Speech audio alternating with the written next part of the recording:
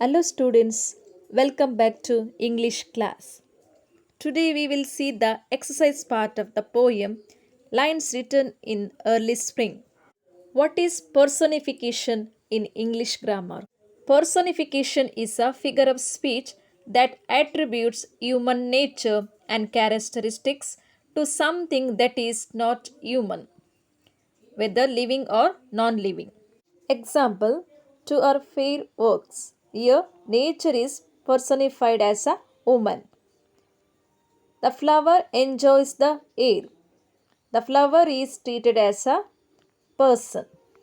What is imaginary in poetry?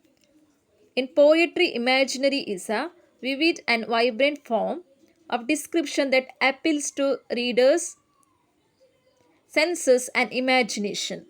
There are five main types of imaginary: visual imaginary, sight. Example, the birds around me hopped and played. Second one, auditory imaginary, hearing. Example, I heard 1,000 blended notes. Olfactory imaginary, smell. Gustatory imaginary, taste. Tactile imaginary, touch. What is alliteration in a poem? The repetition of initial stress consonant sounds in a series of words within a phrase or verse line. Example, what man has made of man? Second one, that there was pleasure there. Rhyme scheme. A rhyme scheme is a pattern of sound that repeats at the end of a line or stanza.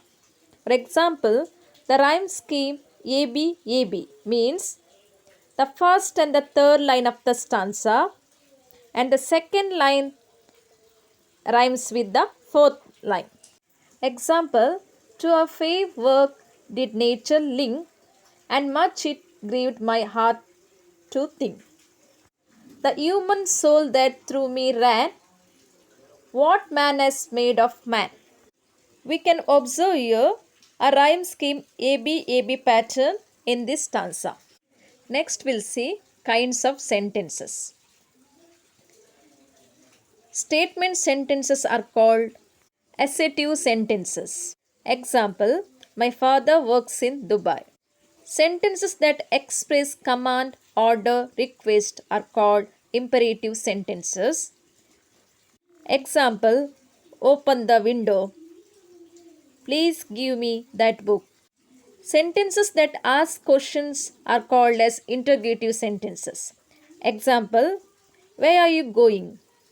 Why do you sleep in the class? Sentences that express emotion and feelings are called as exclamation sentences. Example, what a beautiful girl. How nicely he sings. Next we'll see positive sentences and negative sentences. Sentences which state positive facts are called affirmative or positive sentences. Sentences that express negative ideas are called negative sentences. Example for affirmative or positive sentences: I had built a small platform on the tree. Grandfather had a very beautiful garden. My first friend was a small grey squirrel. Example for negative sentences are I don't get any sleep at all. I was not afraid. The house was not electrified. Sentences containing words like never are treated as negative sentences.